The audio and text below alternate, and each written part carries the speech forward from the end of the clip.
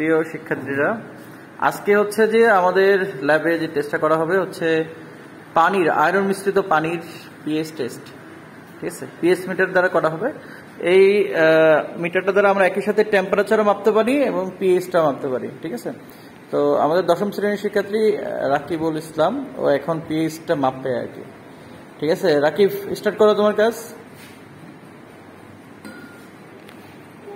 দেখো কিছুক্ষণ ধরে রাখবা, তারপরে পিএইচ মিটারটা তুলবে না। এটা কিন্তু আমাদের ফেরাস হাইড্রোক্সাইডের মিশ্রণ আর কি, ফেরাস হাইড্রোক্সাইডের মিশ্রণ। দেখো এর পিএইচটা আমাদের কি হয়। তো আমরা জানি যে ধাতুর অক্সাইড এবং হাইড্রোক্সাইড গুলো কিন্তু ক্ষারক। ঠিক আছে, তো আমাদের পিএইচ এর পার্টটা হচ্ছে 7.96, অর্থাৎ এটা 7 থেকে বেশি। 7 থেকে বেশি হলে আমরা জানি যে পিএইচ 7 হলে কি নিরপেক্ষ, আর 7 থেকে বেশি হলে এটা কি ক্ষারীয়। তাহলে এই পানিটা হচ্ছে। ধন্যবাদ সবাইকে।